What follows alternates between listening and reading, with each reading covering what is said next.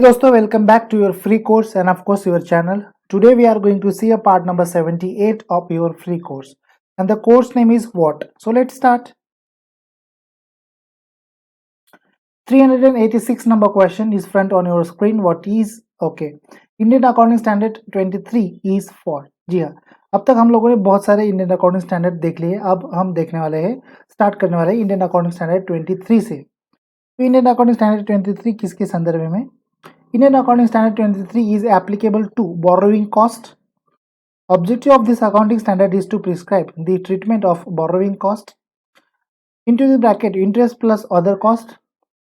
In accounting, whether the interest and other cost, that is the borrowing cost, are related to a qualifying assets must be capitalized into the profit and a loss account. Okay.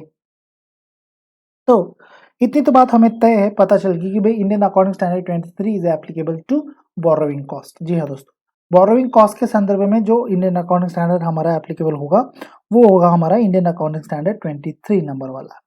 And इसका objective क्या है? Objective of this accounting standard is to prescribe the treatment of a borrowing cost. जी हाँ, borrowing cost की हमें treatment करना है, मतलब बोरोइंग कॉस्ट को कैसे ट्रीट करते हैं हम, इस चीज के लिए हम जिसको अप्लाइड करेंगे, जिस स्टैंडर्ड को अप्लाइड करेंगे वो होगा हमारा इंडियन अकाउंटिंग स्टैंडर्ड 23 वाला।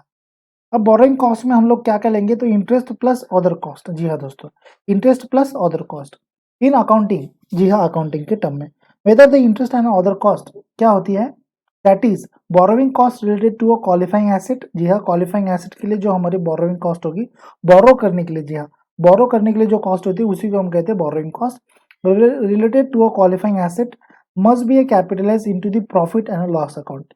उसको कैपिटलाइज की गई होगी as an profit and loss account के आधार के ऊपर। तो ये सारी चीजें हम लोग कहाँ पर जनरलाइज करेंगे एज एन बोरोइंग कॉस्ट के लिए? तो वो होगी हमारी इंडियन अकाउंटिंग स्टैंडर्ड 23 नंबर वाला इंडियन अकाउंटिंग स्टैंडर्ड एप्लीकेबल होगा बोरोइंग कॉस्ट के लिए। जी हाँ दोस्तों, वो होगा हमारा इंडियन अकाउंटिंग स्टैंडर्ड 23।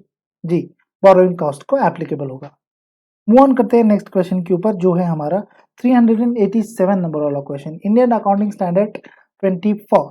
जी हाँ, चलिए देख लेते हैं 24। This accounting statement, okay so sorry, this accounting standard related to a partly disclosure. Related party relationships affect the value and decisions of the businesses of one enterprises for the benefits of the other enterprises. Okay. तो इतनी तो बात तय है कि हम लोग को ये पता चल गया है कि भाई इंडियन अकाउंटिंग स्टैंडर्ड 24 किसके लिए एप्लीकेबल है?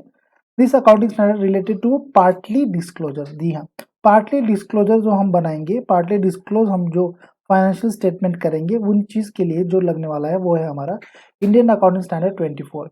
ये रिलेटेड होता है किसके संदर्भ में? चलिए देख लेते हैं। Related to partly relationships affects the value and decisions of the businesses. जी हाँ, value and decisions of a businesses one enterprises for the benefit to the other enterprise. हमारे पास में एंटरप्राइजेस बहुत सारी होती है, ऐसे समय में हमें, मतलब देखिए, एक इंटरप्राइज में अगर उसका इफेक्ट हो रहा है पार्टली रिलेशनशिप का, तो वो वहाँ पर डिस्क्लोज करेंगे एज एन पार्टली डिस्क्लोजर के आधार के ऊपर। या फिर दूसरी कोई इंटरप्राइज होगी, मतलब जैसे पार्टली होता है ना, that should be consider as an partly disclosure of Indian accounting standard 24।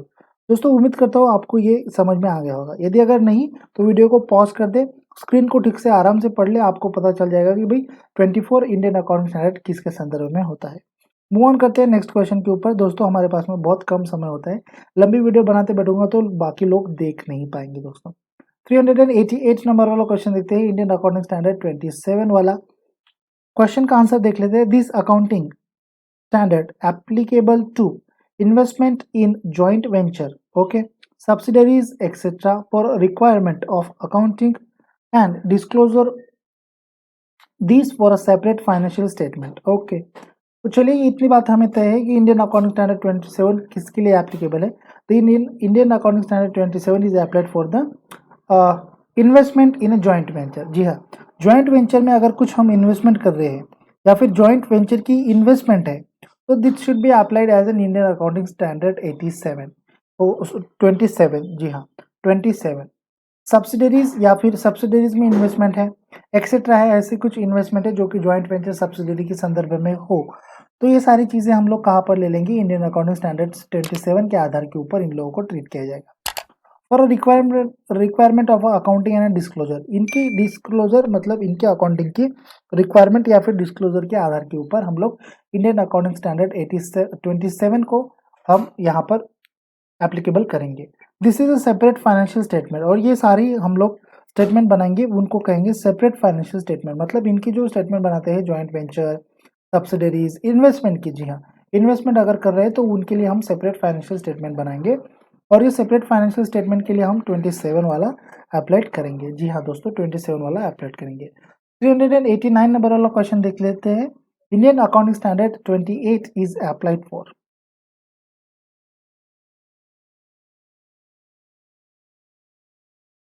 This accounting standard applicable to accounting for investment in associations and joint ventures, and hence this applied for all those entities that are investors with joint control of or significant influence over an investee.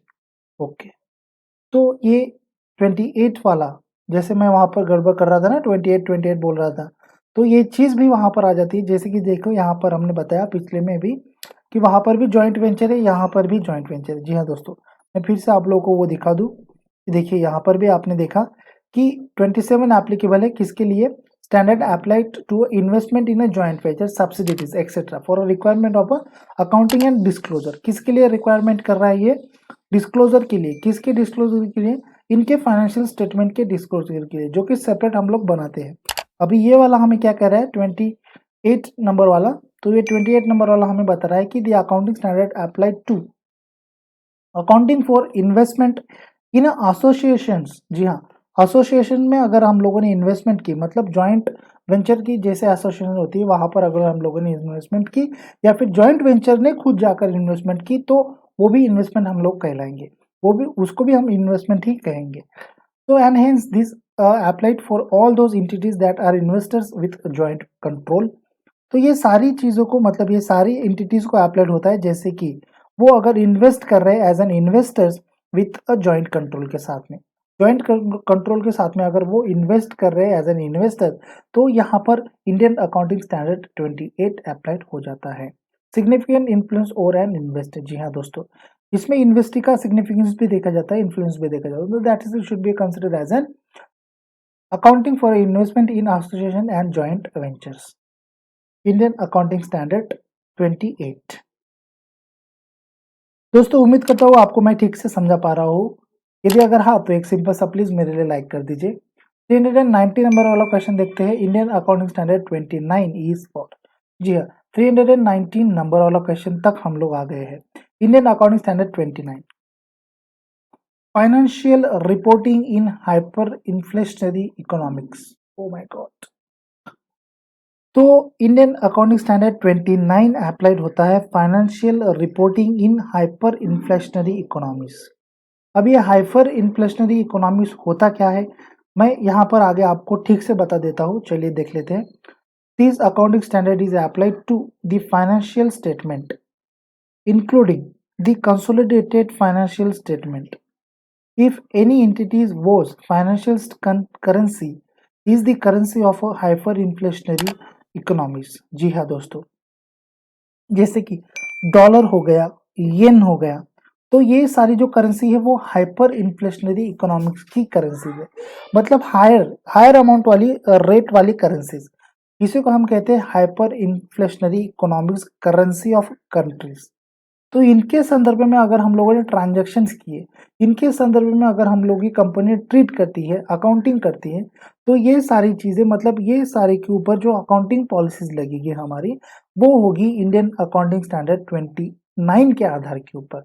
जी हाँ दोस्तों, वो होगी हमारी Indian accounting standard 29 के आधार के ऊपर। किसके लिए, तो फाइनेंशियल करेंसीज जो अप्लाइड है हाइपर इन्फ्लेशनरी इकोनॉमिक्स के लिए। और हाइपर इन्फ्लेशनरी इकोनॉमिक्स क्या होती है, इसकी बहुत बड़ी टर्म है। मैं इन शॉर्ट में आपको ये कह रहा हूँ कि भाई जो हाइपर इकोनॉमिक्स वाली करेंसीज होती है, मतलब जैसे डॉलर हो गया, येन हो गया, फिर फ्रांस का हमारा फ्रांस का क्या है हमारा, वो हो गया। जी हाँ दोस्तों, तो ये सारी जो करेंसीज है हाइपर इन्फ्लेशनरी इकोनॉमिक्स वाली, तो इनके संदर्भ में अगर हम लोग अकाउंटिंग कर रहे हैं तो ये अप्लाइड होगा इंडियन अकाउंटिंग स्टैंडर्ड 29 के लिए। फ्रांस है ना, फ्रांस का क्या है, फ्रैंको। अगर आपको मालूम है तो प्लीज मुझे कमेंट कर दीजिए ताकि मुझे भी पता चल जाए दोस्तों। तो this should be applied in financial statement के लिए। इंक्लूडिंग इसमें होता है कंसोलिडेटेड फाइनेंशियल स्टेटमेंट इंक्लूड होता है if any entities was and financial currency is in the currency of a financial economics। तो ये थे आज के हमारे क्वेश्चंस। चलिए आज हमने क्या लर्न किया, what we gain today. Indian accounting standard 23 is for, Indian accounting standard 24 is for हमने देखा, इंडियन अकाउंटिंग स्टैंडर्ड 27 देखा, इंडियन अकाउंटिंग स्टैंडर्ड 28 देखा, इंडियन अकाउंटिंग स्टैंडर्ड 29 देखा। दोस्तों उम्मीद करता हूँ कि आपने हमारे चैनल को सब्सक्राइब कर लिया है। यदि अगर नहीं किया है तो प्लीज कर लीजिए ताकि आप और भी क्वेश्चंस के सवाल हमसे पा सके। बिल्कुल हमारे पास में बहुत कम समय होता है दोस्तों, इसीलिए हम इन शॉर्ट में आपको वहां पर एक्सप्लेनेशन देते हैं। आप हमें सहराएंगे, मतलब हमारे कुछ गलतियों को आप हमारे सिर के ऊपर ले लेंगे और यहाँ से हम स्टार्ट करते हैं अगले पड़ाव की तरफ, जो कि है हमारा रुकने का पड़ाव। और हम यहाँ पर कहते हैं आप लोगों से अलविदा लेते हैं, इसी उम्मीद के साथ में कि आप हमारे साथ में फिर से मिलेंगे हमारे अगले क्वेश्चंस के वीडियोस को देखने के लिए। Have a good day guys, bye bye, take care, see you soon and stay tune. Channel को सब्सक्राइब करें, वीडियो को लाइक ज़रूर करें और हमारे सारे वीडियोस को शेयर ज़रूर करें दोस्तों। Have a good day.